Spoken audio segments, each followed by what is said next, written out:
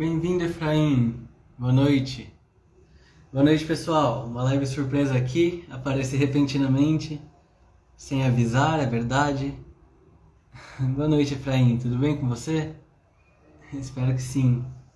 Mas estamos aqui, uma live surpresa. Lembro que eu havia conversado com vocês sobre a Divina Comédia. Lembram que eu falei lá no Story? E agora eu queria tentar ler com vocês. Talvez muitos de vocês não saibam, né? Que esteja ao vivo, mas aqueles que forem chegando, peço que podem mandar o aviãozinho, né? Mandem o aviãozinho para nós termos mais pessoas e nós conversarmos um pouco sobre a Divina Comédia e também sobre qualquer que seja o tema que vocês tenham interesse. Se tiver algum tema que vocês tenham interesse, me falem e a gente pode ir conversando. A ideia é que essa live surpresa é uma breve conversa, então se houver algum tema que vocês quiserem que nós tratemos aqui, nós trataremos. Então,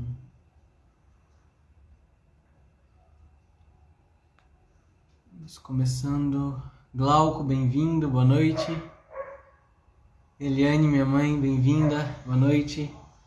Então, pessoal, estou fazendo essa live um pouco surpresa, um pouco repentina, até mesmo repentina, mas aqui a intenção é que nós cumpramos aquilo que eu havia falado a vocês lá nos stories. Eu prometi a vocês que nós leríamos juntos a Divina Comédia, pelo menos uma parte, e agora nós vamos ler um pouquinho da Divina Comédia, mas também, como eu disse no início da live, estou aberto a que nós busquemos, a que nós conversemos eventualmente sobre qualquer tema que vocês quiserem.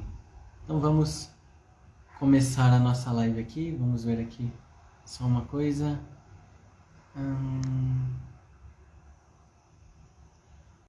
Para os amigos do Projeto Principia, também amigos que fazem um trabalho muito bom, um trabalho muito interessante aqui nessa rede social aqui. Então, pessoal, vamos começar? Vamos agora começar a nossa live. E a nossa intenção agora é, então, começar a ler a Divina Comédia, né? Só que ele aceitou, ele pôde. E aí, meu irmão, tudo bem? Chamei você de surpresa aqui. E quem sabe a gente pode aproveitar. Eu também aceitei. Como tá por aí? Vamos lá. Graças a Deus, tudo bem. Inclusive, estava lendo a Divina Comédia ontem e anteontem também. Que voltei a maravilha. ler, muito inspirado pelos seus Que comentários legal. também. Você me falou que você está lendo a Divina Comédia bem meditativamente, né? A Divina Comédia tem sido para você como que uma certa forma de leitura espiritual também.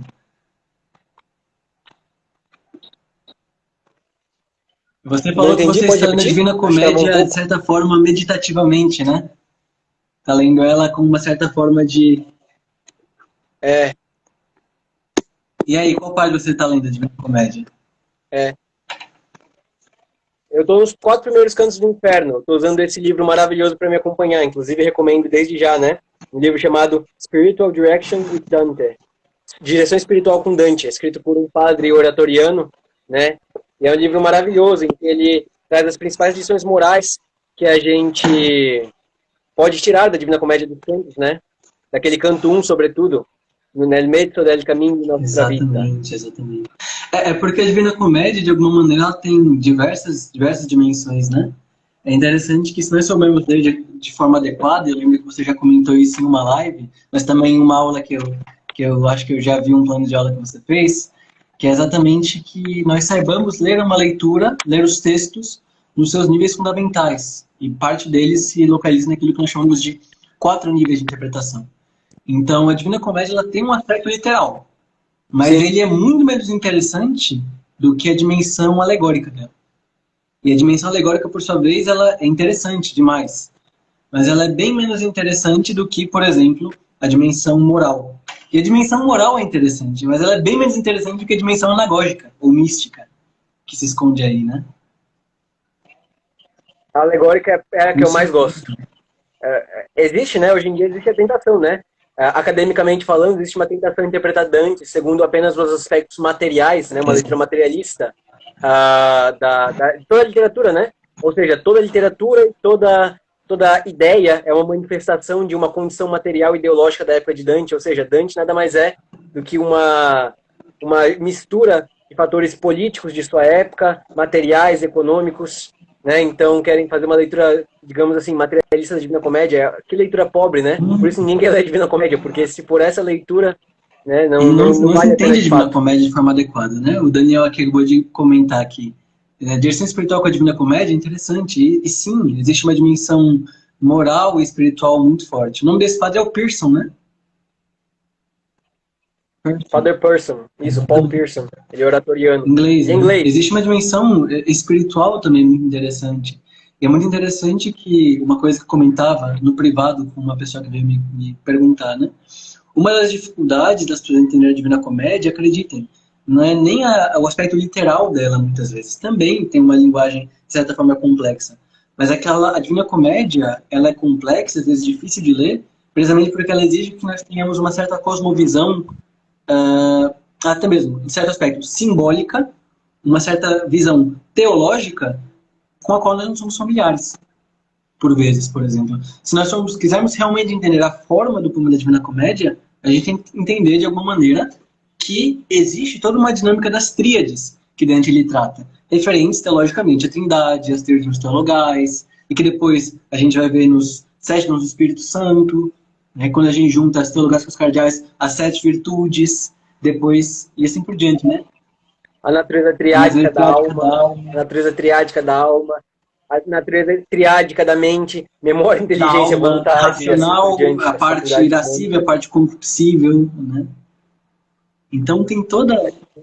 O aspecto vegetativo, sensitivo, Exatamente. racional. Então, a grande questão para ler a Divina Comédia é exatamente isso, né? De alguma maneira, que nós saibamos lê-la, mas tendo olho não somente a dimensão literal, que é apenas o pressuposto para as outras, mas de alguma maneira que a gente saiba aprofundar essa dimensão mais também moral, espiritual, mas também simbólica, né? De alguma maneira, Dante, ele... Assimilar a literatura à vida, Exatamente, né? Um, exatamente. rap- um rapaz, um rapaz comentou, né, que assim, não sei como ler literatura porque ela me parece um pouco desinteressante às Sim, vezes, né? E de fato, a literatura pode parecer desinteressante caso nós a concebamos com uma historinha para boi dormir, com uma historinha falsa que estamos contando só para passar tempo, né? E não, a literatura ela tem uma visão mais profunda que isso, ela tem uma natureza simbólica, alegórica, moral, espiritual. É preciso que nós assimilemos a literatura, né? Uma carta que eu gosto muito, eu até recomendo que pesquisem depois, né? Salvo engano, depois vocês me cobram isso, salvo engano, é a epístola número 82 de Sêneca, de um autor chamado Sêneca, um grande filósofo romano chamado Sêneca. Ele tem uma epístola chamada Epístola 82. O Sêneca, como todos sabem, ele é um autor liberal, um autor de artes liberais, ele foi educado nas artes liberais, ou seja, ele teve uma educação clássica profundíssima, e nós podemos dizer que até a mais perfeita possível. E Sêneca ele escreve uma epístola sobre as artes liberais. E lá, quem lê essa epístola pensa que ele está criticando as artes liberais de forma brutal, e de fato ele está. Mas não as artes liberais em si, não os estudos liberais em si, não os estudos literários em si, mas a forma meramente de curiosidade com que muitas pessoas exato. estudavam as artes liberais, a literatura clássica. Ele fala uma coisa muito interessante, o Sêneca, nessa epístola 82. Ele fala, meu querido, né, Lucílio, de que te adianta, de que te vale saber todas as errâncias de Odisseu, por todos os lugares que Odisseu passou, você não sabes por onde anda a tua Exatamente. alma. De que adianta tu saberes pela geometria calcular a mensura da Terra, se tu não sabes a profundidade, a densidade Exatamente. e a grandeza da alma Exatamente. humana? De que adianta saberes da fidelidade de Penélope se tu não és tu mesmo fiel, né? Então, de que adianta tudo isso se tu não assimilas a Exatamente. vida, né? É Então é muito interessante interessante. também, né? E aqui tem uma pergunta que depois eu vou ler aqui, dos amigos do Projeto Princípio, mas uma coisa interessante é exatamente isso, né? De alguma maneira, é a falta de compreensão do papel da literatura mesmo, né? Quando nós estudamos a literatura, quando nós vamos ler, por exemplo, a Ilíada, a Odisseia, a Divina Comédia, o propósito fundamental não é simplesmente saber a narrativa, porque a narrativa, ela fala. A gente tem na memória, saber teoricamente o que a narrativa nos diz. Por que isso? Pessoal, nós podemos, basta ter um bom resumo, nós saberemos descrever factualmente a Resumindo, tem na sucessão internet. dessas histórias, não é verdade? Agora, o que constitui um nível mais profundo de compreensão literária, de experiência literária, é precisamente que nós saibamos identificar aquelas narrativas como exposições de modelos de experiência humana. Ela traz modelos de experiência humana. Por exemplo, a gente lê a Divina Comédia, que é um tema que nós estamos tratando aqui também, né? Mas que já é bom que a gente trate amplamente das coisas, né? E, bem, nós podemos ler tudo aquilo e falar, bem, certo, isso não é tão verossímil, né? Não é verossímil que o purgatório seja um monte na parte meridional do globo, né? Que seja uma montanha grande assim por diante. E, no entanto, não é exatamente esse aspecto factual da narrativa que é o mais importante. O mais importante, na verdade, é que ela apresenta a nós um certo modelo de experiência humana no qual nós podemos nos reconhecer. Um certo modelo de desvendar entre os vícios humanos que, embora nós reconheçamos no inferno de Dante, se nós formos um pouquinho espertos, nós vamos também reconhecer na nossa alma. A mesma coisa do purgatório. Valas mais profundas, né? Talvez valas mais profundas, mais sujas do que as que nós vemos no inferno, né? Muitas vezes assim é o nosso espírito. Da mesma forma no purgatório. Não é exatamente compreender que o purgatório é uma montanha, que tem 7 cornichas que culminam no paraíso terrestre. Não é exatamente isso. Mas, na verdade, entender que aquela jornada de Dante, ela é símbolo de uma jornada cética, a qual ele nos convida a trilhar também. Então, isso é um ponto bem importante. Queres comentar aqui, Lucas, a pergunta do Projeto Princípio? É uma pergunta muito, muito interessante. Vamos ver aqui. Vocês acham que essa dificuldade reside na profundidade da própria obra ou na superficialidade de nossa formação educacional comum? Bem, eu acredito que sejam as duas coisas. Sem dúvida, as duas coisas. Né? Em primeiro lugar, nós não fomos acostumados a todas as narrativas simbólicas, a todos os aspectos filosóficos e históricos que essa obra contém. Então, por um lado, é uma deficiência nossa de formação. Porém, nós não podemos dizer que a Divina Comédia seja uma obra fácil nem para ser contemporâneo. Desde daquela época se disputava muita coisa acerca de interpretação de diversos pontos, né? Eu conversava com o André e a gente tomou esse projeto juntos, né? Eu e ele vamos trabalhar um exercício de latim, a gente vai trabalhar juntos latim, vamos estudar juntos latim alguns dias da semana, né? E nós estamos elegendo o livro. Nós elegemos o comentário do Pedro Alighieri, a Divina Comédia de Dante Alighieri, um comentário em latim, né? E o filho do Dante Alighieri escreveu um comentário em latim e eu comecei a ver o comentário dele de canto 1, tem muitos pontos que ele mesmo fala, não sei o que ele quer dizer. Ou seja, não é algo que reduz a nós mesmos, né? É algo que tem o filho de Dante, né? Estou falando de qualquer pessoa, estou falando do filho de Dante, não sabia o que era alguns aspectos do canto 1, que eram confusos, de fato. Existe, claro, até alguns querem dizer que Dante tem uma leitura esotérica, né, sem entrar nem no mérito, mas de fato, Dante não é fácil, mas também a nossa compreensão dele pode ser muito mais difícil que a dos contemporâneos, que já era difícil, mas por causa do grande problema que nós temos na nossa educação contemporânea, né? Quem estudou história somente para fazer Enem, ou quem estudou a filosofia apenas com uma história da filosofia e do pensamento dos autores, não vai conseguir compreender nada da Divina Comédia. Quem estudou português apenas para interpretar textos para marcar A, E no Enem, não vai compreender a Divina Comédia de forma alguma, né? Porque exige uma certa formação do nosso intelecto no nosso aspecto gramatical, no nosso aspecto lógico, no nosso aspecto da percepção da beleza do texto, retórico. E também naquilo, então, se nós não temos e também naquilo que o Daniel comentou aqui em cima, né? O aspecto do imaginário, da formação do imaginário, em que sentido? Nós precisamos, de alguma maneira, para que nós compreendamos adequadamente a Divina Comédia, de alguma maneira ter essas referências, né, culturais e até mais, referências humanas, a partir das quais nós também podemos interpretar. Né? De alguma maneira, é incompreensível a Divina Comédia, é incompreensível para quem, por exemplo, não tem uma experiência, de certa forma, próxima sobre virtude e vício. Ela vai parecer entediante, por exemplo. Então, por exemplo, o purgatório, ele a princípio ele é muito entediante se nós não compreendermos de forma próxima a experiência da purificação, por exemplo. A experiência da retificação das nossas inclinações. Se nós não temos nenhuma experiência própria, ou melhor, se nós não somos conscientes dessa experiência que todos nós travamos ou devemos travar para a retificação das nossas más inclinações, então o purgatório é quase ininteligível para nós. É quase ininteligível.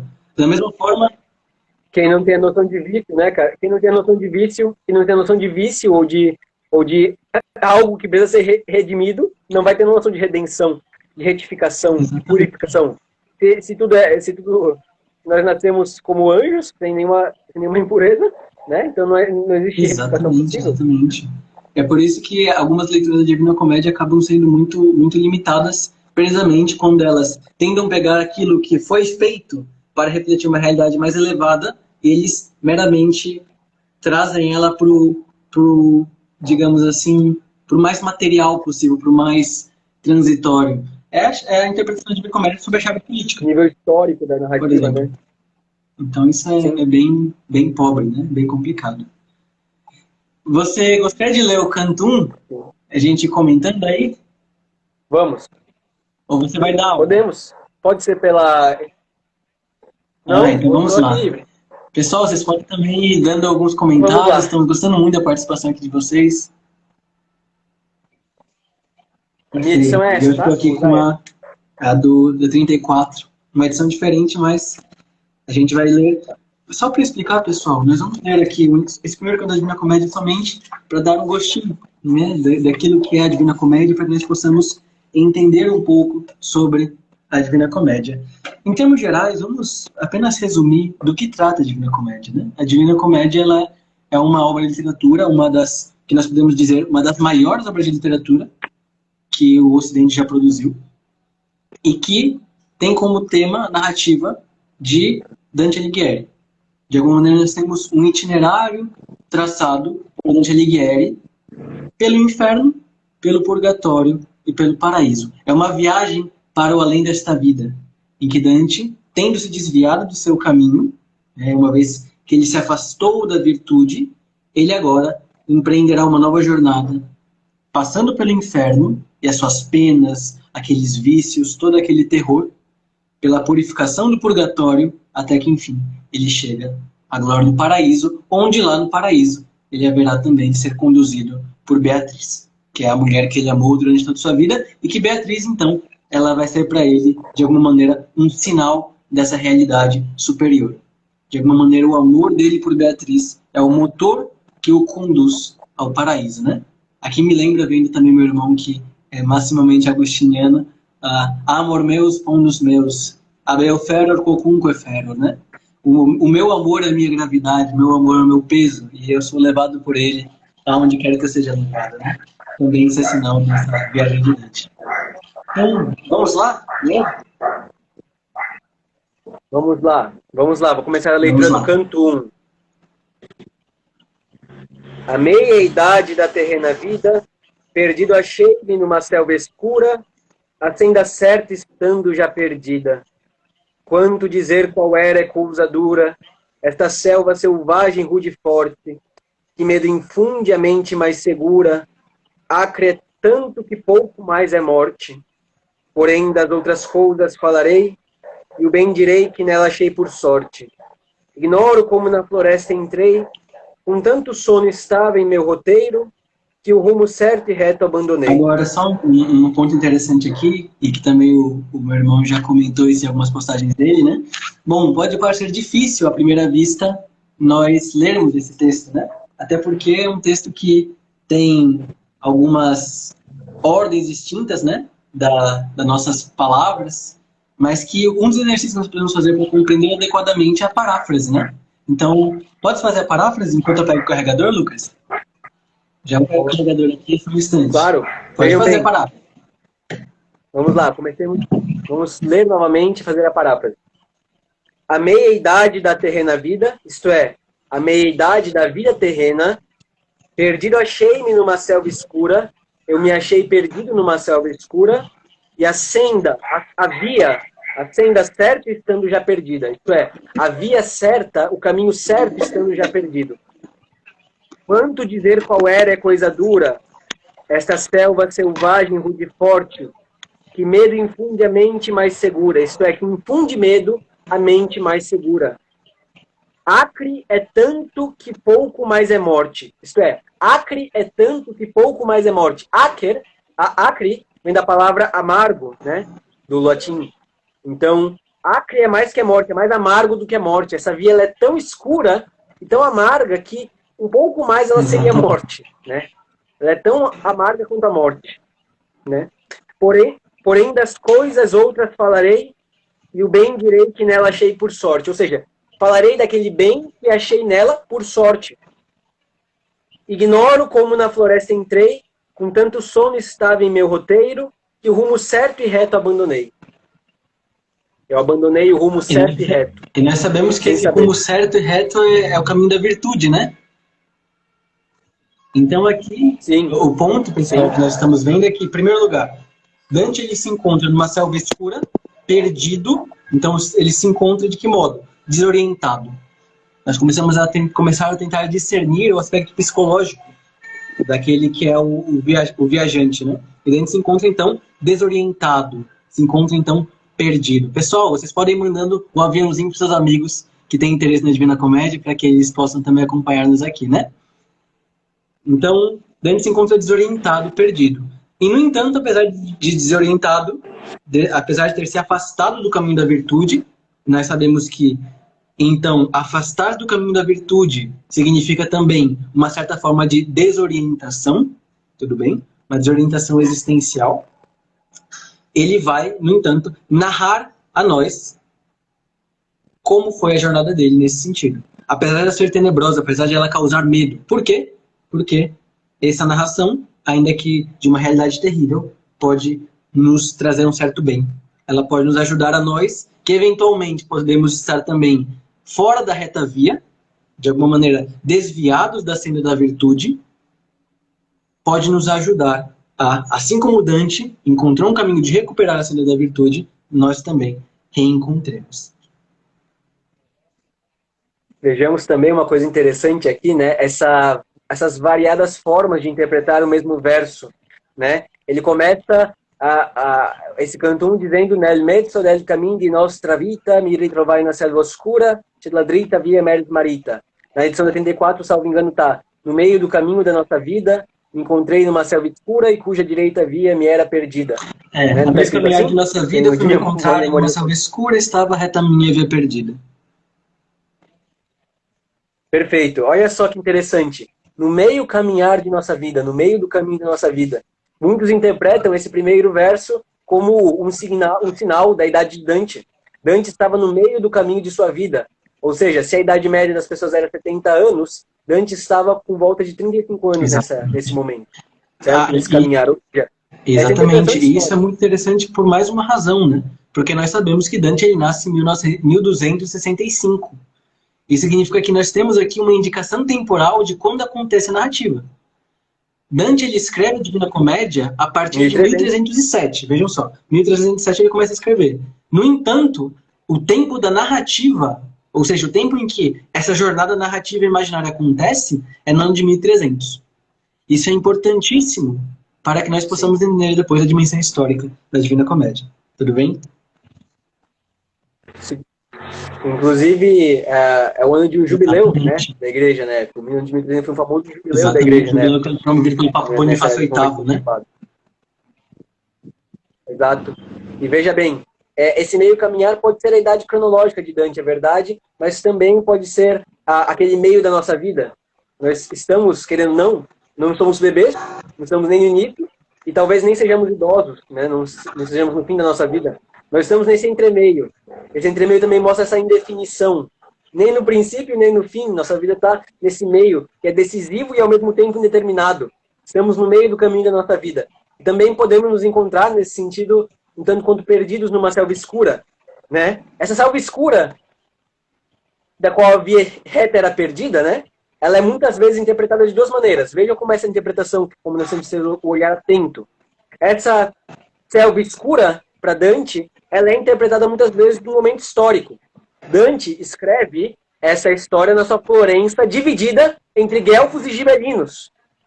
É uma guerra civil absurda, que inclusive fez com que Dante fosse expulso de Florença. Então, vejam bem, essa selva escura, essa confusão, essa tristeza, esse estado de alma de Dante é refletido de fato por esse conflito histórico. Tudo bem, mas esse é apenas um dos sentidos. Numa interpretação psicológica, a selva escura não é somente um aspecto político do conflito entre guelfos e gibelinos, das facções guelfas e gibelinas na Florença de Dante, mas é também uma amostra dessa escuridão da própria psique de Dante, da própria alma de Dante. O conflito externo, ele na verdade também ele é efeito, fruto, mas também símbolo do conflito interno. É muito interessante porque é exatamente isso, né? É uma tese fundamental da filosofia de Platão, filosofia política, que a ordem da polis depende da ordem da alma. Existe de alguma maneira. De alguma maneira, a alma, ela reflete uma certa polis. E a polis reflete o cosmos. Assim como, por exemplo, na polis, na cidade, na política de Dante especificamente, nós temos um conjunto de facções, um conjunto de elementos que se contrariam entre si, que se degladiam, que causam uma desordem, que tiram a tranquilidade e a paz. Esse conflito exterior, na verdade, é símbolo de um conflito interior também, entre diversos elementos da alma. Então, isso que é importante, né? Isso que é importante compreender. Que, na verdade, a realidade exterior é símbolo do interior. A polis nada mais é... A polis nada mais é do que a alma humana em letras maiúsculas, dizia Platão, né? Exatamente. E também, a polis não é nada mais do que o cosmos em letra minúscula. Então, nós podemos dizer que, de alguma maneira, a polis é a alma humana em letra maiúscula, né? A polis também é o cosmos em letra minúscula. Também tem essa segunda dimensão, né? É muito interessante essa primeira abordagem simbólica também. Então agora eu vou ler a segunda parte, vou continuar até uma determinada parte. Vamos lá. Verso 13. Mas quando ao pé de um monte eu já chegava, tendo o fim desse vale à minha frente, que o coração de medo me cerrava, olhei para o alto e vi a sua vertente, vestida já dos raios do planeta, que certo guia por toda a estrada a gente.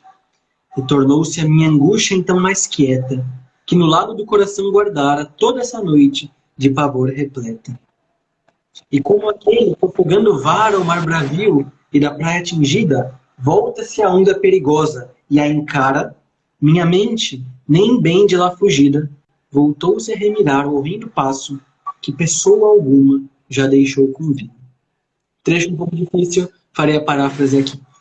Mas quando ao pé do monte eu já chegava, tendo o fim desse vale que Dante viu, à minha frente, que o coração de medo me cerrava, ou seja, o coração me fazia contristar de medo, né? Estava com medo. Olhei para o alto e vi a sua vertente, a vertente do monte, tudo bem? A vertente do, na verdade aqui, a vertente do vale, vestida já dos raios do planeta, que o planeta é o Sol, tudo bem? Então o que está acontecendo aqui? Dante estava numa noite escura, mas agora se ele olha para o alto e vê essa vertente vestida dos raios do planeta, o que está acontecendo aqui, pessoal? Amanheceu. Isso é uma forma poética de dizer que amanheceu, né? Então, é aquela coisa, né? Ele podia falar mais simples, mas... Eu falo Eu brinco quando a gente vai ler a Odisseia, a Ilíada, né? Daí tem uma hora que Homero fala, o cara recebe uma flechada, uma lança atravessa ele, daí fala, e a luz cerrou seus olhos. Morreu. E a vida deixou seus ossos. Morreu. Exatamente. Mas é uma forma, de alguma maneira, percebam que não é a mesma coisa, apesar de parecer, né, Lucas? Por exemplo, a vida, seus olhos se cerraram. Morreu? Morreu. Mas percebam que é uma coisa a dizer, ele morreu e ele cerrou para sempre seus olhos. Existe uma dimensão muito mais profunda nesse segundo sentido, né? Então tem essa bem mais, né? Demais.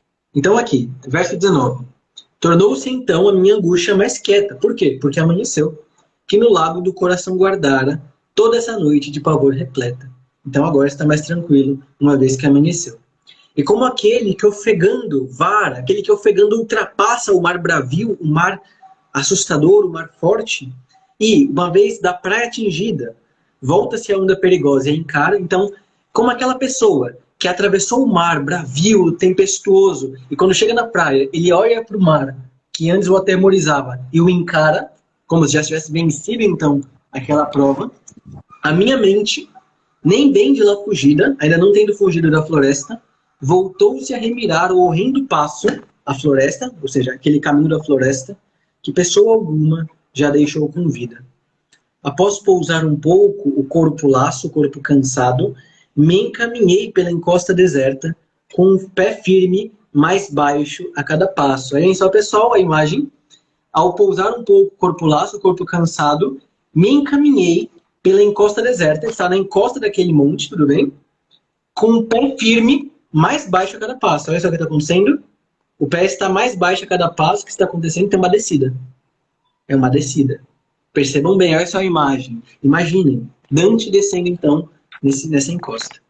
E eis que, ao encetar a rampa certa, uma onça ligeira e desenvolta, de pelo maculado recoberta, saltando à minha frente e à minha volta, tanto me obstava a via do meu destino, que mais vezes voltei-me para a encosta. Vamos lá, Lucas? Queres comentar esse ponto aqui? Na onça. Deixa eu começar comentando esse primeiro ponto, né? Aqui na minha edição que eu tenho, da Ateliê Editorial, se fala: após ter descansado o corpo laço, a viagem comecei na encosta brava, com grão labor, vencendo o breve espaço. Com grão labor, com grande trabalho, vencendo o breve espaço. Percebam o aspecto psicológico disso e como também serve para analisarmos os nossos próprios vícios. Veja bem, quando nós estamos perdidos, desorientados, quando nós estamos, de alguma maneira, dominados pelas paixões e pelos vícios, nós também, muitas vezes, queremos ter esse aspecto de redenção, de alguma maneira, chegar ao monte, subir esse monte redentivo, né? Ver o sol amanhecendo novamente. E aqui, nós temos, infelizmente, uma experiência psicológica comum a todos nós, né? Nós, com grande labor de vencer esses vícios, caminhamos tão pouco espaço. Nós fazemos um esforço tão grande, às vezes, para retificar vícios tão pequenos, mas tão destrutivos. Vejam bem, Dante está aqui falando de como esses vícios eles são destrutivos para a nossa vida. Eles são totalmente destrutivos. Eles fazem com que nós tenhamos um grande trabalho para vencer algo que, a princípio, era tão pequeno. Eles nos destroem, eles nos deixam dependentes. Então, esse é o primeiro aspecto que eu queria comentar, né? O segundo, André, vamos ler um pouquinho mais para a gente comentar as três bestas. Esse então, vamos lá. Espetacular. Aqui tem uma pergunta que o Leandro, que foi nosso professor também aqui, ele perguntou aqui: Dante teve alguma referência para escrever a Divina Comédia? Eu diria que sim, dois tipos de referência. Tanto uma referência da antiguidade, da literatura antiga, de alguma maneira, essa jornada de Dante, nós veremos, ela lembra também um pouco Enéas, de certa maneira. Enéas, que no livro 6 da Eneida, ele desceu também aos infernos, né, para encontrar seu pai, Anquises. Então, olha só, já tem... Oi? Completo também. Referente na Odisseia, porque Odisseu também no canto 14, Odisseia desceu aos infernos. Exatamente. Então Dante é o novo Odisseu, de alguma maneira, né? E é o novo Enéas. E também outra referência, né? Agora, que seria, de alguma maneira, essa descida ao inferno, já tratada pelos antigos, de alguma maneira informada pela teologia católica, pela teologia cristã. Então isso também dá uma chave interpretativa que é muito maior, né? Uma chave interpretativa muito mais profunda. Então, tem esse ponto aqui. Tudo bem? Então, vamos lá continuar aqui. Amanhecia e no céu cristalino o sol subia com essas mesmas estrelas que o acompanharam quando o amor divino primo moveu todas as coisas belas. Para não temer, davam-me assim razão a fé do gracioso pelo, aquelas matinais horas e a doce estação. Mas não tanto que medo não me desse a vista que surgiu-me de um leão, que parecia que contra mim viesse, com a fronte erguida e com fome raivosa, parecendo que o próprio ar o temesse. E de uma loba, de cobiça ansiosa, em sua torpe magreza carregada, que a muita gente a vida faz penosa. Essa tornou-me a alma tão pesada, pelo pavor manante de sua vista, que perdi a esperança da assomada. Então aqui vamos começar a comentar um pouquinho. Eu vou comentar essa primeira parte e nós vamos comentando depois. Vamos lá, pessoal. Olha só. Começando aqui. Então Dante ele está...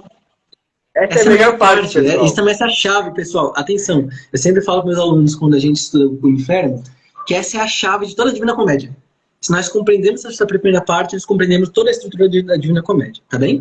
Então o que acontece aqui? Dante ele estava encetando a rampa certa, até que ele encontrou uma onça ligeira, rápida e desenvolta, de pelo maculado, de pelo manchado recoberta, saltando à minha frente, à minha volta. Olha esse movimento. Saltando à minha frente, à minha volta, à minha frente, à minha volta, à minha frente, à minha volta. Então ela está, de alguma maneira, cercando Dante, tudo bem? À minha frente, à minha volta, e tanto me obstava a via do meu destino, colocava um obstáculo ao meu caminho, que mais vezes voltei-me para a volta. Ou seja, Dante está perdido, não sabe para onde ir, né?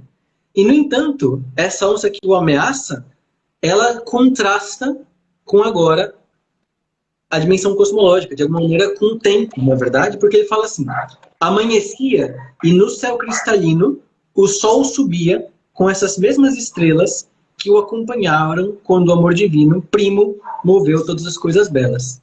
Então, o que ele está falando aqui? Ele está falando que, nesse exato momento em que a onça o está ameaçando, amanhecia.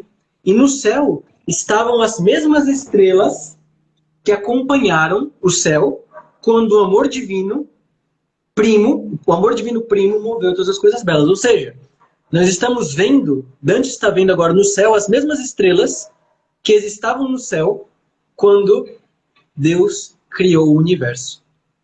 Em outras palavras, pessoal, vejam só,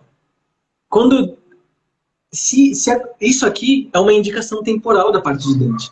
Dante está dizendo que eles estão no equinócio de primavera. As estrelas, nesse exato momento, elas estão na exata posição que elas estavam quando do momento da criação. O que, de alguma maneira, é uma preparação para aquilo que ele vai viver daqui a pouquinho. Por quê? Porque a criação é precisamente esse ato de alguma maneira, criar, esse ato de trazer uma coisa do nada ao ser, né? Criação do nada, de alguma maneira, trazer uma coisa ao ser. Então, um ponto aqui que me parece muito relevante é que o mesmo momento em que Dante ele vai iniciar uma nova jornada é o mesmo momento que acontece, de alguma maneira, uma referência à criação. Assim como Deus criou todas as coisas com beleza, também é o próprio Deus quem também haverá de conduzir Dante nessa jornada, né, que, de alguma maneira, relembra a criação. Não é verdade? Então, aqui é uma dimensão simbólica e também uma referência temporal. Nós estamos no ano de 1300, no equinócio de 1300. Tudo bem?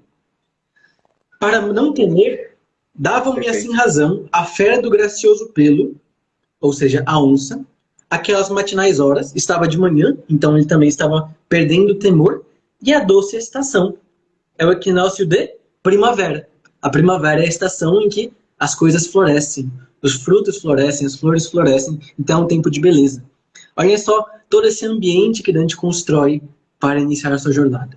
Né? A sua jornada que, no entanto, vai para os fundos do inferno.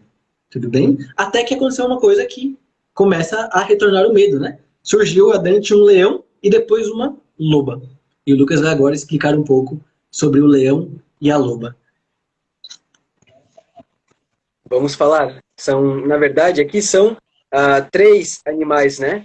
O André falou já da onça. Então temos a onça, o leão e a loba. Muitos poderiam pensar, né? São 3 animais Animais, né? Bichos ferozes e tudo mais. E só isso, né? Essa leitura é literal. Porém, alegoricamente, nós vamos pensar um pouco melhor na figura de cada um desses animais. Da onça, do leão e da loba. O André falou da onça um pouco, né? A onça, ela vai ser um pouco o sinal da sensualidade, ou da falta de temperança, os vícios relativos à temperança, certo? Nós temos o leão. Pensem no leão. Pensem na imagem do leão. O leão é um animal imponente, forte, feroz, bravo. O leão, pois, ele vai ser um sinal alegórico, uma imagem do vício da ira. Tudo bem? Da ira. A loba, pois, ela tem uma dupla interpretação. Muitas pessoas interpretam, na maior parte das vezes, como o vício da mentira ou a falsidade. A fraude. Certo? Então, a loba... A fraude, né? Oi? A fraude, isso.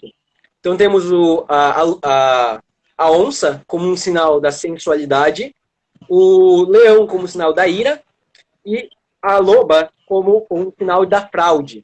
Eu geralmente acho muito interessante essa parte, né? E inclusive na primeira aula do meu curso de Trivium, eu até mostrei para o André isso, né? Eu comecei a aula com essa imagem. A imagem é a seguinte: o que é necessário para nós para que nós iniciemos uma vida de estudos? Bem, a mesma coisa que foi necessário a Dante, enfrentar esses 3 animais. Bem, nós sabemos antropologicamente que quando nós ficamos irados, quando nós estamos com raiva, a nossa mente não consegue raciocinar bem. Uma pessoa que frequentemente é atacada, é aliciada pela raiva, pelo ódio, ela não consegue pensar adequadamente. Ela não consegue pensar com a serenidade que o trabalho intelectual exige. Ora, vamos para a onça, que refere-se à sensualidade, ou à luxúria. Bem, Santo Tomás dizia muito bem, e psicologicamente isso é uma descrição muito concreta deste aspecto, que, bem, o aspecto sexual no ser humano envolve um prazer muito forte, envolve uma emoção muito forte, é um êxtase da intimidade. É um êxtase da intimidade. Santo Tomás diria que é um êxtase da intimidade. Olha como isso é grande, e olha como isso também move o nosso ser por inteiro, né? E, bem, nós sabemos que se nós temos uma vida... Não só... exatamente. Mas essa emoção não é só corpórea. O aspecto sexual, ele envolve também o aspecto corporal. A disposição corporal, né? E nós percebemos também no aspecto da gula, né? No aspecto da gula. A temperança é aquela virtude que rege os prazeres da mesa e da cama.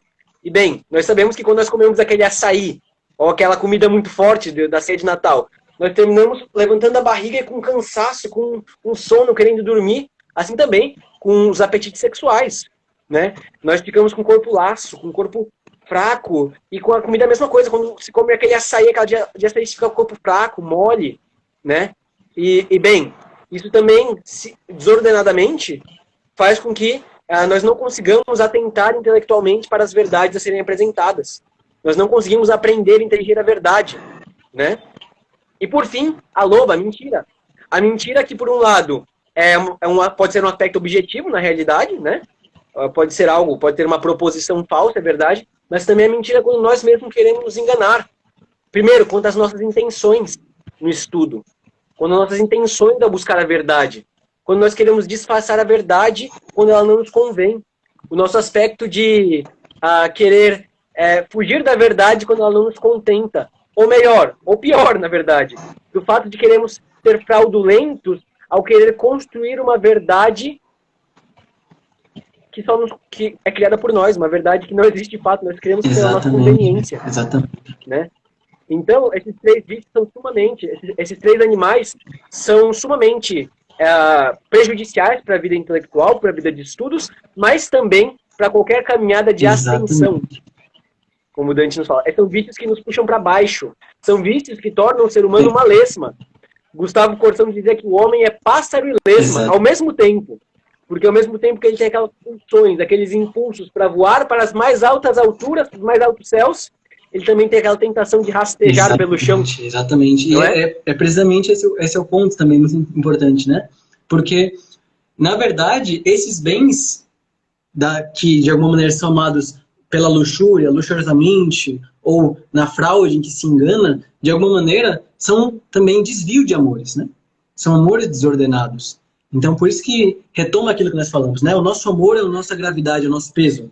O que importa, na verdade, né? Não é você é o que você come, né? Muitas pessoas falam isso, né? Na verdade, a frase mais adequadamente, mais psicologicamente correta seria: você é o que você ama. Em última análise, nós somos aquilo que nós amamos. Não existe nada que revele mais quem nós somos do que as coisas que nós amamos.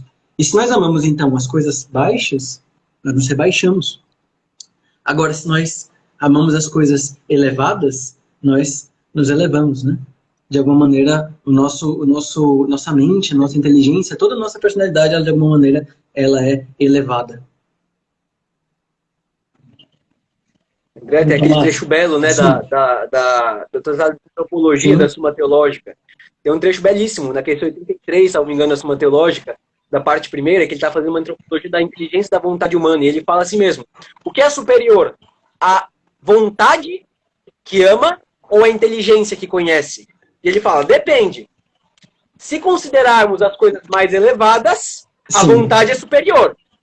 Mas se considerarmos as coisas mais baixas, a inteligência superior. Mas por que isso? Porque é melhor amar as coisas mais elevadas do que conhecê-las, porque como elas são muito elevadas, nós não conseguimos conhecer tudo, então vamos amá-las. Mas é melhor conhecer as coisas mais baixas do que amá-las. Por quê? Se eu amo uma barata, eu me torno uma barata, por assim dizer, né? Eu me baratizo. Aquela história do Kafka, né, da metamorfose. É isso, é uma manifestação dos amores. Eu me torno aquilo de alguma maneira que eu amo. Então, se eu amo as coisas mais baixas do que eu me torno aquilo. Eu me rebaixo. Essas coisas mais baixas eu tenho que conhecê-las. Porque eu posso conhecê-las, é próprio disso conhecê-las. Mas as coisas mais elevadas, como Deus, a alma humana, se eu não consigo conhecer muitas vezes na sua plenitude, que maravilha é amá-las, né? Torna a nossa faculdade da vontade mais elevada nesse aspecto. É belíssimo, Bonito, belíssimo. Né?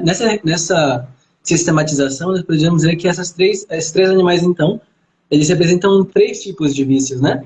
Os vícios que eu poderia chamar da incontinência, os vícios da violência, representados pelo leão, tudo bem? E os vícios da fraude, tudo bem? A fraude que se manifesta na mentira, por exemplo, tudo bem? Mas, de qualquer maneira, esses 3 animais, a onça é uma representação da incontinência seja na mesa ou na cama, pela gula ou pela luxúria, nesse caso mais específico.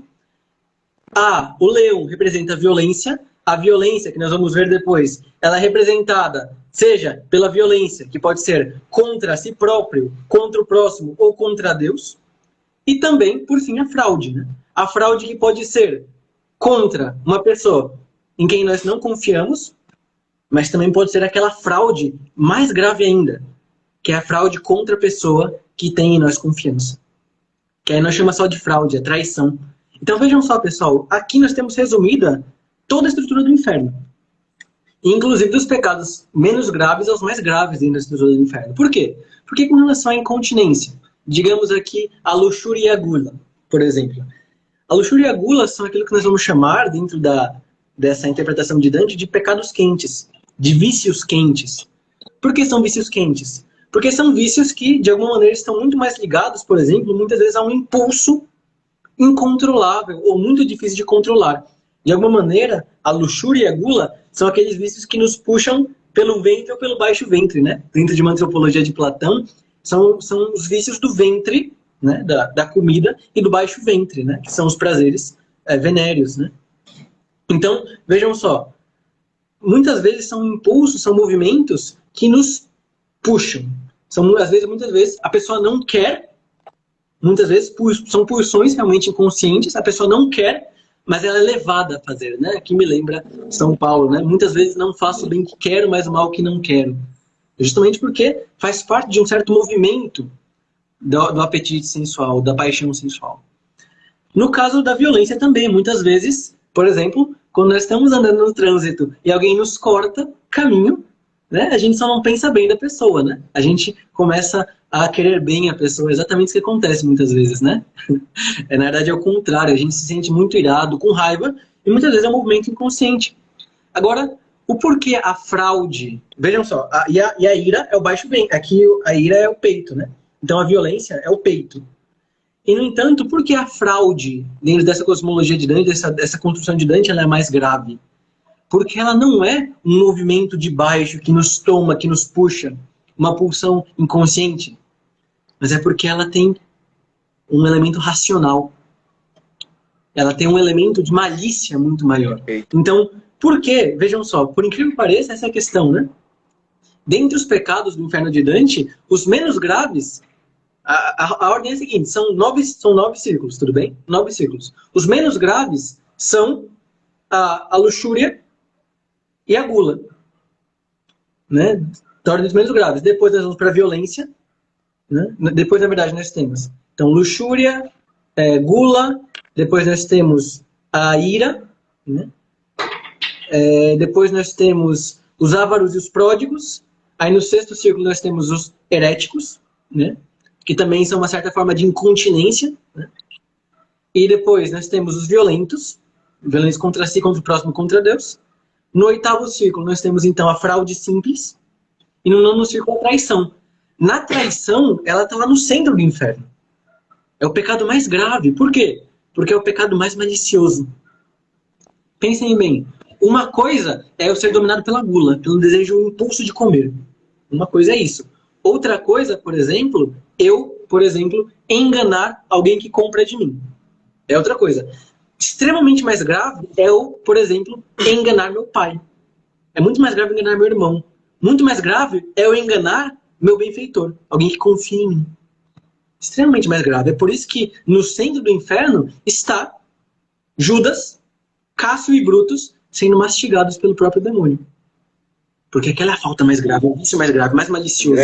Porque não é um vício de alguém que não se aguentou na comida, no apetite de alguma maneira sexual ou no apetite da comida. Mas é alguém que raciocinou e maquinou para fazer o mal. Veja bem, isso é uma coisa muito interessante, que isso tem um aspecto antropológico muito vivo em toda a literatura. Veja bem, o ser humano, ele possui o aspecto vegetativo do alimento, ele possui o aspecto sensitivo das paixões, da sensibilidade, os 5 sentidos externos, por exemplo, mas Aristóteles dizia que a função principal do homem, o aspecto mais elevado do homem é a razão. Ou seja, aquilo que afeta a razão é muito mais grave. Você entende isso? Eu estava vendo essa semana, reassistindo aquela maravilhosa trilogia, né? Senhor dos Anéis. E que maravilha! Tem uma coisa muito interessante nessa trilogia e remete esse aspecto do Dante. Veja bem, no Hobbit, eles confiam o anel, no Senhor dos Anéis, eles confiam o anel do poder a um Hobbit, né? E não a um mago. Por quê? Porque o mago, por ser mais elevado, a queda dele é mais grave. O mago, ele possui vícios, perigos e tentações muito mais graves, precisamente porque ele é menos carnal e menos violento.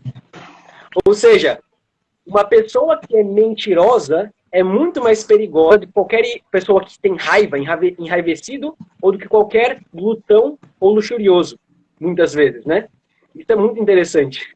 Isso é muito interessante. Justamente porque essa mentira, essa fraude, ela afeta o que é de mais alto no homem. Ora, se afetar o que é sensitivo em nós é grave, verdade. Mas é o que os animais também fazem. É grave tal com os animais. Mas afetar o que é mais alto, né, já é pior, né? Uma coisa que é muito interessante, que se dizia, né? O ser humano, ele tem a infeliz felicidade de ser o único animal, de ser o único ser capaz de ser desumano. Um cachorro não pode ser anti-cachorrei. O cachorro não consegue. Ele quer falar, eu quero ser anticanino. Exato. Ele não consegue.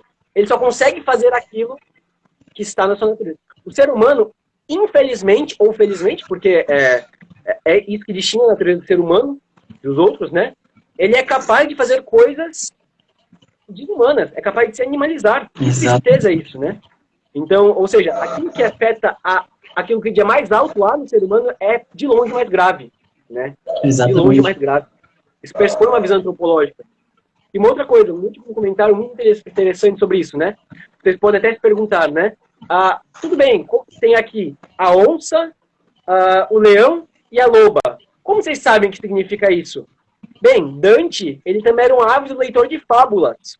Eu deixo de dever de casa para vocês. Leiam as fábulas de Esopo, ou as fábulas de Fedro. Procurem essas fábulas e procurem a fábula do lobo e da ovelha e a fábula do leão e do macaco. O leão, nessas fábulas, ele é o símbolo daquele animal que tem pela força.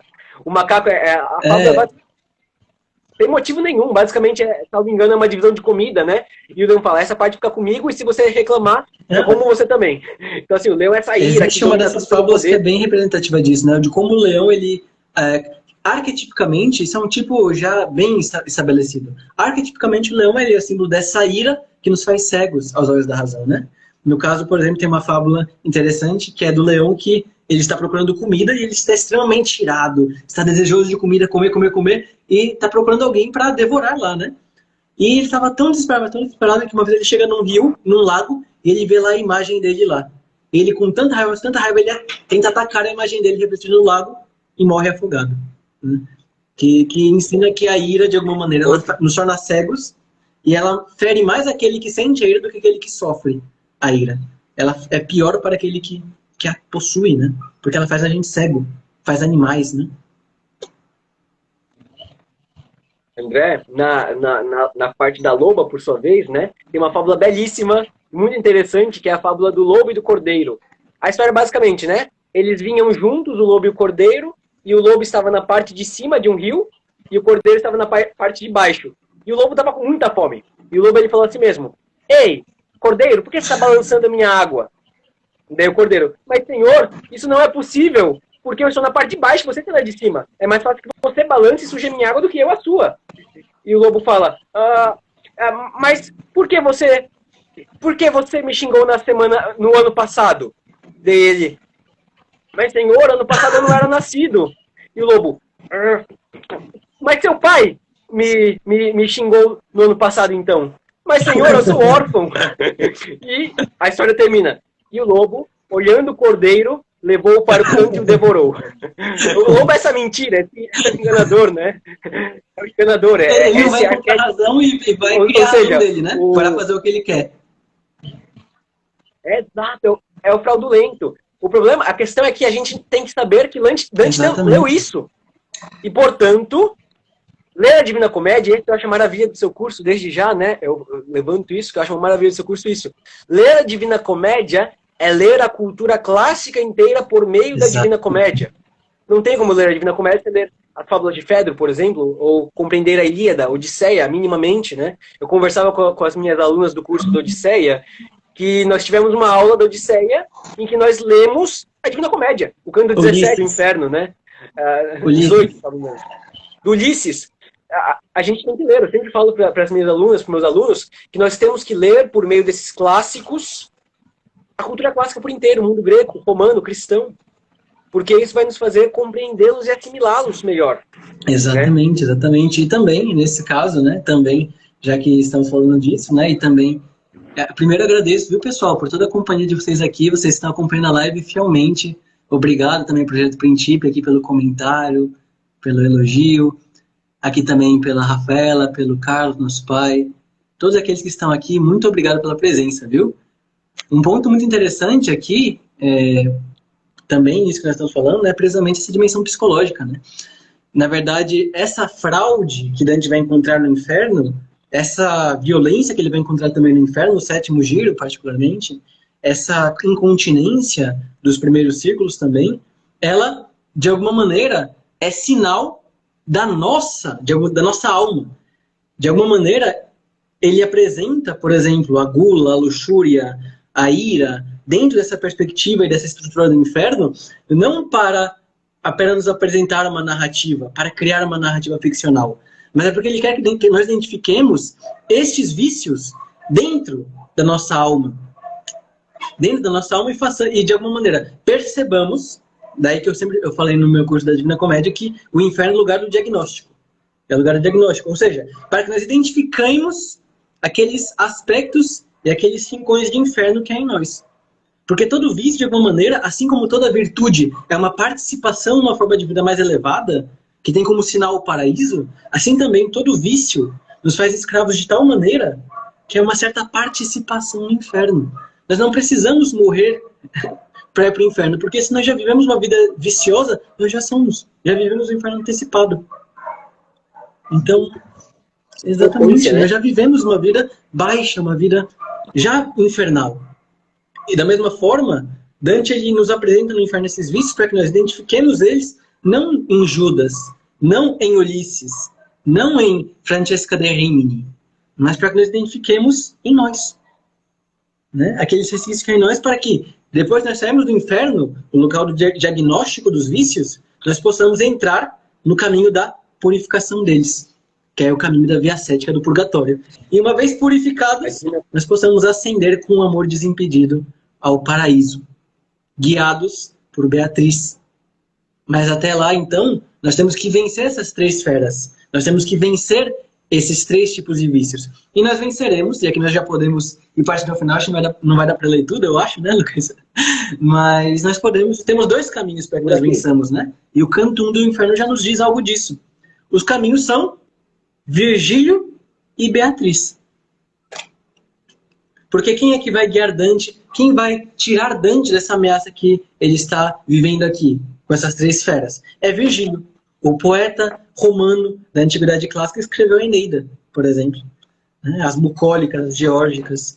Então, Virgílio aqui, ele vai ajudar Dante a sair do inferno e vai conduzi-lo até por todo o inferno, né? Mas uma coisa interessante, Virgílio fará isso porque foi instado por Beatriz. Porque Beatriz, a mulher que Dante amou em vida, e que também, por cujo amor ele ascendeu ao paraíso, né, ele vai empreender essa jornada até o paraíso, ela vai pedir para que Virgílio ele traga Dante de volta à reta via. Pode explicar um pouquinho mais, Lucas, o significado de Virgílio particularmente? Depois eu comento um pouco de Beatriz também.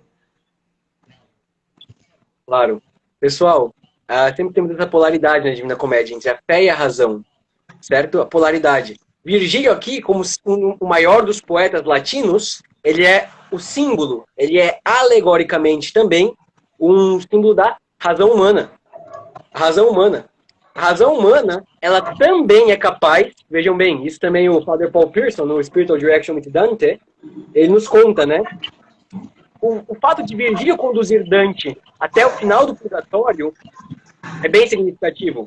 É o fato de que nós temos e nós podemos, mesmo com a nossa razão, compreender a feiura dos nossos vícios. Como esses vícios eles nos prendem. E nós podemos, pela retificação da nossa inteligência, vontade e do nosso aspecto corporal, retificando à luz da razão, viver uma vida e eliminando... Isso é muito interessante. Só um comentário, Lucas. Isso nos leva do inferno até a porta do purgatório. E aí, o que acontece depois? Na porta do purgatório, o Virgílio não pode passar, né? Tem que ser Beatriz que aparece para conduzir Dante. Mas isso é interessante porque nos diz também algo, né? De que existe muita confusão, muitas vezes, também nessa dimensão, né? Muitas vezes a apresentação de uma dimensão moral, às vezes já é confundida com a dimensão religiosa, né? E, embora elas tenham relações entre si, né? Nós falarmos, por exemplo, dos vícios e das virtudes, não é um discurso religioso e não deve ser desprezado por isso. Até porque, nesse caso, esse símbolo de Virgílio é precisamente isso. Virgílio é o símbolo da razão pela qual nós sabemos discernir aquilo que é justo, aquilo que não é justo, aquilo que é adequado, aquilo que não é adequado, aquilo que é prudente, aquilo que não é prudente, aquilo que é temperante, aquilo que não é temperante. Então nós podemos, mediante a razão, ser conduzidos pela senda da virtude, ser recolocados na reta via. Dante ele estava numa via desviada, mas Virgílio, quando aparece e ajuda Dante a se livrar dessas três feras, ele, a razão, recoloca Dante na reta via, ou pelo menos o conduz com vistas a essa reta via. Mas o que o Lucas falou é muito interessante, porque vejam bem, a razão ela nos conduz até um certo ponto, mas só pode nos conduzir a um ponto de alguma maneira superior àquilo que é mais que razão, né? É muito interessante que Pascal falava, né? Pascal falava que, de alguma maneira, a maturidade da razão é reconhecer que existem mil e uma coisas que a ultrapassam, né? Alguma coisa nesse sentido. Então, é exatamente isso. Embora a razão ela possa nos conduzir para que nós reconheçamos nossos vícios e também empreendamos um esforço incipiente por retificá-las, a entrada em uma dimensão que é além da razão, além da virtude, ela só pode ser feita mediante o amor. E o amor, que na verdade é o amor também com letra maiúscula, né? Da qual Beatriz é símbolo. Então, de alguma maneira, toda essa jornada de Dante, se nós também nos vermos, de alguma maneira, cercados pela incontinência, que é essa onça que tenta nos cercar, se nós nos vemos cercados, por exemplo, pelo leão, por essa violência que tenta nos atingir, se nós vemos cercados também pela loba, que nos tenta é só uma mentirinha, é só uma distorção da verdade, que também nos tenta, de alguma maneira, dizer que a mentira não é tão grave assim, né? Que ela não tem consequências tão graves, não. Se nós queremos sair, então, dessa jornada, dessa selva escura, e da mestra dessas três feras, então Dante já nos oferece aqui o caminho, né? Uma vida orientada pela razão. Isso é maravilhoso. Uma razão iluminada e impregnada pelo amor. Me parece que essa é a missão maior, né? Vejam bem que é bonito. É lição maior. E interessante que Virgílio e Dante caminham juntos até a porta do paraíso. Quando chegam no paraíso, Dante não mais caminha junto com alguém, ele é puxado. Exatamente. Ele é trazido. Exatamente. Então é simbólico dentro, né? Então acho que essa é uma lição que a gente pode tirar para a Divina Comédia. E quem disser a partir de agora que a Divina Comédia não diz respeito a nós mesmos, pode se enganar, pode se mostrar enganado. Vocês viram que nós falamos das coisas que dizem respeito a nós, né? Sejamos corajosos, né? Eu acho que a última coisa assim que a gente poderia pensar, né? E podia dizer para vocês, sejamos corajosos. Passemos por esse diagnóstico por meio da Divina Comédia. Esse diagnóstico vai nos deixar desnudos, é verdade. Esse diagnóstico vai mostrar para nós algumas coisas que nós não queremos ver. Mas passemos por esse diagnóstico. Porque é a única coisa que pode nos preparar para essa cura. Sermos curados pelo amor. Com A minúsculo e com A maiúsculo. Exatamente. Do amor com A minúsculo que muitas vezes nos leva a maiúsculo, né? Também. É isso. Poxa, pessoal, muito obrigado pela presença de todos vocês, viu? Espero que vocês tenham gostado. Foi muito bom conversar aqui com meu irmão. Nós já não estamos morando na mesma casa, então toda a oportunidade de conversar um pouco mais sobre essas coisas que nós dois amamos de coração mesmo, sabe? Uma coisa que é vívida em nossa vida. Não tinha nem planejado, estava aqui abrindo, live, né? Falei até aqui para minha esposa que eu ia abrir uma live rapidinho só para... Quando eu recebi o Lucas aqui, chamei ele para conversa e conseguimos fazer essa live que estávamos querendo faz um tempo, viu? Então, meu irmão, muito obrigado, viu, por ter estado aqui comigo, estado aqui conosco. Pessoal, muito obrigado pela presença. Meu pai, Carlos, Projeto Principia, professor Leandro, muito bom vê-lo aqui também. Rafaela, que fez vários comentários também aqui, muito interessantes. Muito obrigado, viu, pessoal, a todos vocês. E mandem depois os seus comentários. Vai ser muito bom que a gente faça isso novamente, viu? Então, um grande abraço para todo mundo. Uma boa noite. Até mais, viu, mano? Grande abraço. Fica obrigado, com Deus por aí. Até mais. Opa, professor Leandro, só para falar dos cursos aqui rapidamente, né, que ele comentou aqui. Na verdade, os cursos, eles, pelo menos os meus, eu acho que do Lucas também, eles são ao vivo, online, mas ao vivo, né? Então, geralmente nós abrimos tanto no meio do ano e no final do ano. Por exemplo, eu estou abrindo agora um curso sobre a tradição platônica e também estou cogitando, caso haja interesse, em abrir uma nova turma da Divina Comédia. Já estou terminando, nós estudamos 6 meses, de julho até agora, janeiro, estudamos a Divina Comédia, vamos terminar agora em janeiro a Divina Comédia. Eu estou pensando em abrir uma segunda turma, tudo bem? Da Divina Comédia, caso haja interessados. Mas, de qualquer maneira, confirmado, já está o curso de Platão. O Lucas vai também falar um pouquinho dos deles. No meu caso, eu estou abrindo algumas turmas agora, e peço, inclusive, quem tiver interesse me avise. Estou abrindo uma turma que vai durar por este ano inteiro, de leitura da Ilíada, Odisseia e Eneida. É um grupo que vai se encontrar pela parte da noite, provavelmente das terças-feiras à noite, no qual nós vamos ler a Ilíada, a Odisseia e a Eneida, canto por canto, comentando filosoficamente, historicamente, filologicamente. E também vou abrir uma turma do meu curso de Trivium, também às terças-feiras à noite, no qual nós estudaremos a gramática, a lógica e a retórica, esses instrumentos fundamentais para uma educação clássica. Perfeito. O professor Lucas, ele também é um estudioso de grego, né? Então, conhecer a Ilíada, a Odisseia, através de alguém que sabe bem o grego, é um privilégio também enorme. Da minha parte, os cursos são a tradição platônica, está no meu perfil, aqueles que quiserem se inscrever, começando na sexta que vem. Possivelmente, uma turma da Divina Comédia, nova. E, por fim, os cursos de latim.